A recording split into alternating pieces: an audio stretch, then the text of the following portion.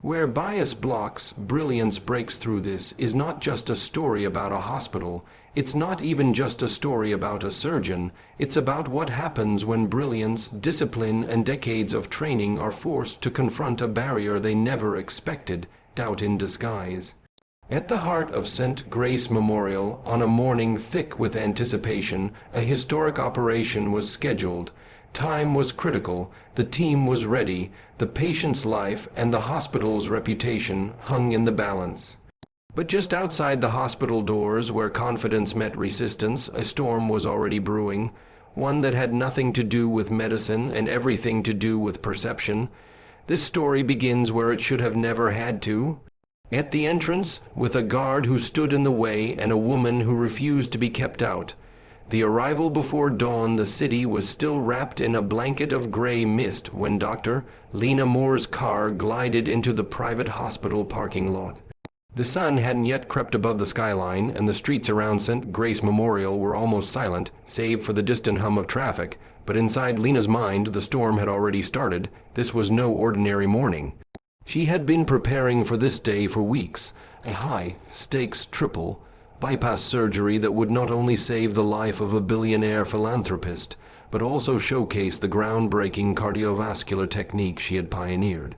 Today, lives would be changed in more ways than one. Lena stepped out of her vehicle, her long white coat catching the breeze as she shut the door behind her. Her heels clicked on the pavement with unwavering purpose. She checked her tablet one last time, patient charts, surgical mapping, vital stats. Everything was locked in. She was calm, composed, and battle-ready. As she approached the entrance, her ID badge clipped neatly to her coat and hospital-issued tablet in hand. She didn't expect applause, recognition, or even a warm welcome, but she certainly didn't expect resistance. Yet just a few steps from the door that led to the surgical unit, the first barrier of the day appeared, not in the form of a failing heart, but a man in uniform with a skeptical glare. The gatekeeper's doubt Brent Havers was on his second cup of coffee when he spotted her. In his years working security at St. Grace Memorial, he'd come to think of himself as the first and final checkpoint. His job wasn't just to keep trouble out, it was to keep the order in, and nothing made his senses tingle more than someone who walked like they didn't need permission to exist. She was black, young, sharp, confident, too confident. He straightened his belt and stepped in front of the automatic doors just as she approached. "Can I help you, ma'am?" His tone was firm, clipped.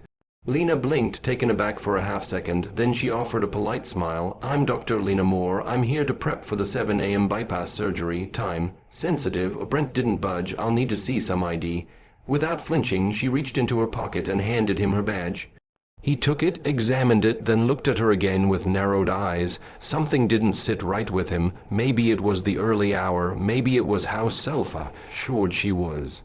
Or maybe, if he were honest with himself, it was the fact that she didn't fit the image his mind had conjured up for someone in charge. This could be fake, he said flatly. Lena's jaw tightened ever so slightly. "It isn't. I've been with this hospital for 5 years. I'm the lead on today's case. We're on a tight schedule." Brent shook his head. "We've had issues with people trying to sneak in. You'll have to wait while I verify." And with that, he turned toward his desk to make a call, fully unaware of the chaos his decision would unleash, or who exactly he was attempting to delay. The clock was ticking. Inside the hospital, an entire team was gearing up to follow her lead. But out here, under the slow-rising sun, a battle of perception had just begun. "Let me know when you'd like keynote 3 and 4 expanded in the same wa refused at the door. The morning air had gone cold. Colder than it should have felt for someone like Dr. Lena Moore, who had stood in dozens of high-pressure operating rooms, but this wasn't the kind of pressure she trained for. Security guard Brent Havers held her badge like it was a counterfeit bill. "I said you'll have to wait," he repeated, already dialing the front desk. "Hospital policy. You can't just walk in here claiming to be a surgeon." Lena glanced at the time, 6:56 a.m., 4 minutes to go. The patient would be sedated soon. The team was likely already prepped, scrubbed in, gloved, and staring at the door, wondering where their captain was. "I don't have 4 minutes to waste," she said calmly. though her voice was starting to carry that surgeon's edge, precise and unyielding. "I'm the one who's supposed to initiate the anesthetic sequence. If we don't start on time, it compromises everything." Brent didn't lift his eyes from the phone. "Then you should have come earlier," he muttered, tone coated with a smug authority. Lena took a breath. This wasn't the first time she had been underestimated, but this time wasn't about ego. It was about a man's life hanging by the thinnest thread, and a delay like this could mean the difference between full recovery and irreversible damage. "Sir," she said, no longer hiding her frustration, "I'm going to say this one last time. Move out of my way." But Brent just shook his head. "Until someone confirms who you are, you're not going anywhere." He didn't know that behind those glass doors a state of the art operating room had gone still, that lives and reputations were in a slow freefall, that in trying to guard a door he was blocking history. The clock ticks in the or inside the brightly lit, sterile confines of operating room 3. The tension was growing thicker by the second. Nurse Clara glanced toward the entrance again. "Nothing. She should have been here by now," she said, voice taut with unease. Dr. Ishan, the anesthesiologist, pulled down his mask and checked his watch for the fourth time in as many minutes. "We can't sedate the patient without Dr. Moore's directive. You know the protocol. This is her case. Her technique?" The patient lay prepped and ready, heart rate steady but vulnerable. A billionaire whose rare heart condition had been turned away by 2 other hospitals, until Dr. Moore had personally agreed to perform a high-risk, high-reward surgery. Above them in the gallery, hospital board members and executive staff looked down with growing concern. The stakes weren't just medical, they were institutional. The hospital's reputation, future funding, and prestige were tied to this moment, and to Dr. Lena Moore. The surgical team was a machine, yes, but she was the engine. Should we page her again? A young resident whispered. She was already on the schedule, first on the list. "Something's wrong," Clara said, glancing toward the clock, now ticking dangerously close to 7:02. In a world of precision, even a few minutes felt like hours, and every passing second without their lead surgeon was a silent alarm growing louder in the hearts of those who trusted her. What no one knew was that Lena wasn't far. She was just 10 feet away, held hostage by a doubt that never should have stood in her way, and the longer she remained locked out, the more fragile everything inside the or became, because in surgery, time isn't just gold. It's life, and time was slipping through their fingers. The billionaire's heart and a surgeon's legacy high above the operating room floor. The viewing gallery was packed with tension. It wasn't every day that the fate of a hospital and its reputation hinged on a single operation. Behind the reinforced glass, board members, donors, and hospital executives sat stiffly in their seats, eyes fixed below.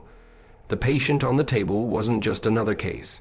He was Edward Langston, a tech billionaire whose fortune had built cancer wings, funded scholarships, and could, depending on the outcome of today, elevate St. Grace Memorial into a global medical beacon. But it wasn't just his wealth that made this surgery monumental. Langston's condition was rare, his heart riddled with intricate arterial defects that only one surgeon in the country had developed a protocol for. That surgeon was Dr. Lena Moore. She wasn't just any doctor, she was a pioneer. The microvascular suture technique she had developed had saved over 30 lives previously thought inoperable. It was meticulous, innovative, and complex, a dance of threads and arteries that few dared attempt.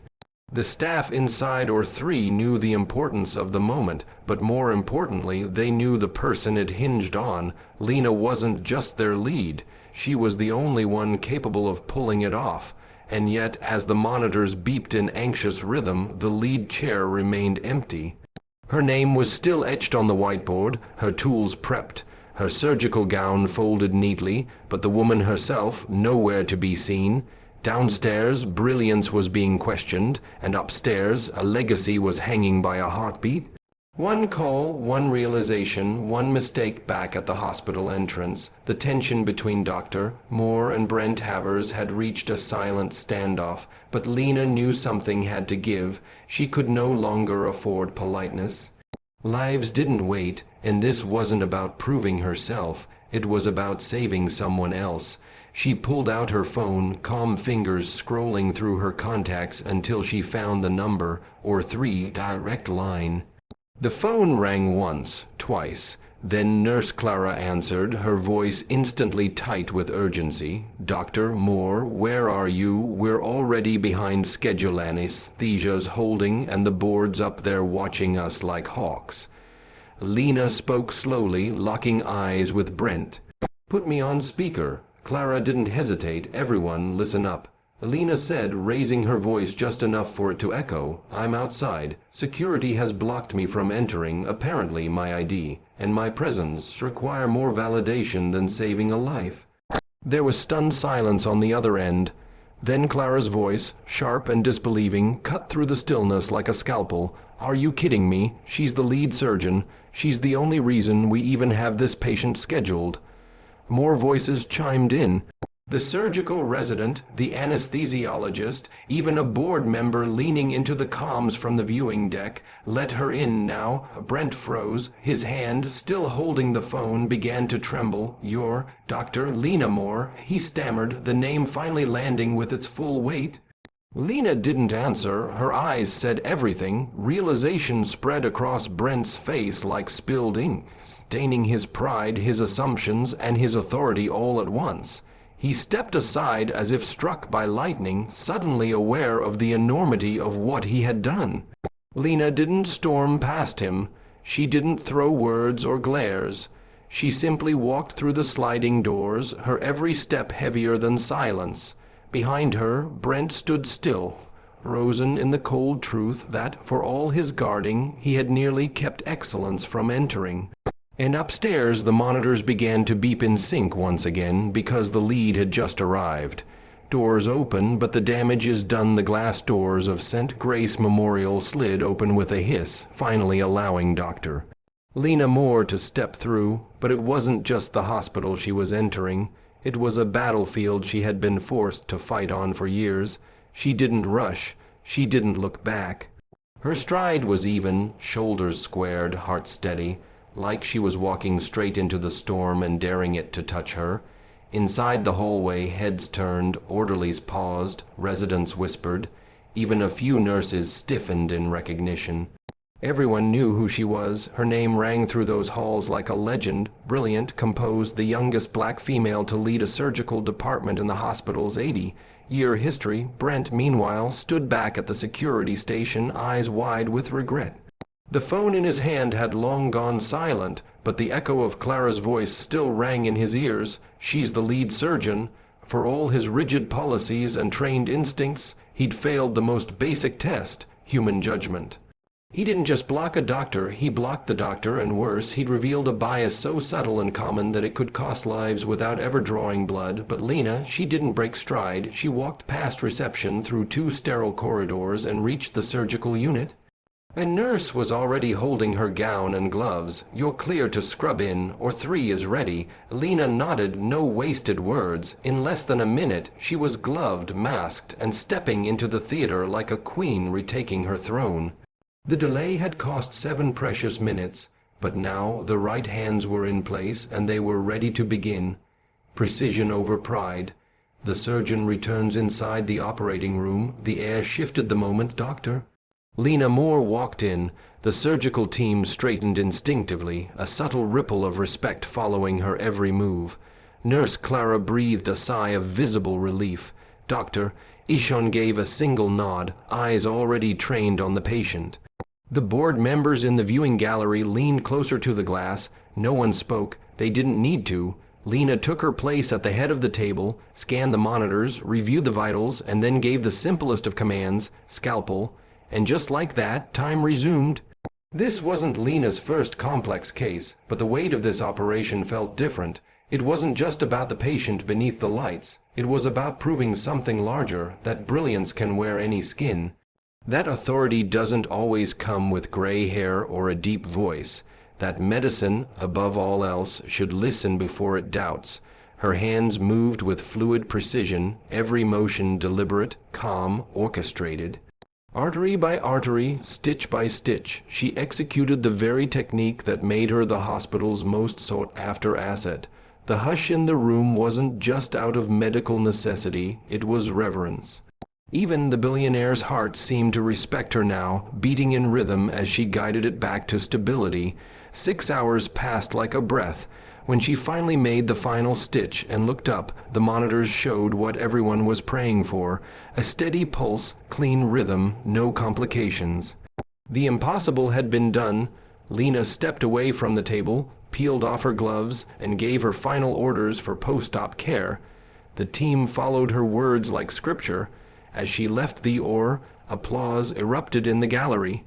But she didn't smile, not yet, because she hadn't come here for praise. She had come to do what she always did, heal, and today she had to heal more than just a heart. Quiet consequences behind polished doors. The surgery was over. The patient was stable. The billionaire's life had been saved. But inside the marble halls of St. Grace Memorial, a different kind of operation was already underway. One not involving scalpels or sutures, but silence and strategy. Security footage had captured everything. Voices on the hospital intercom confirmed what many feared. A credentialed, high-ranking black female surgeon had been denied access to her own operating room by a man too proud and too biased to believe she belonged. There was no press release, no headlines, just a quiet meeting behind glass walls where hospital leadership reviewed the incident in clipped, uncomfortable tones. They couldn't afford public scandal. Not after Langston's surgery, not with the donors watching, and so they moved quickly and cleanly. Brent Havers was removed from front gate duty that same week. His title wasn't stripped, but his post was changed. Reassigned to parking level C, where there were fewer chances to make mistakes that could cost lives. When he received the news, Brent didn't argue, he didn't protest. Deep down, he knew he had crossed a line he could never uncross.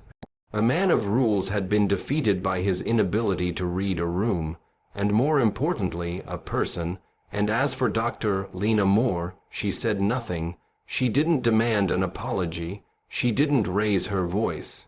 Because her silence was louder than any reprimand, and her performance in the OR had already written the statement that mattered most: a legacy in every step. 2 weeks later, on a different morning, a young woman stood outside the same glass doors where it had all happened.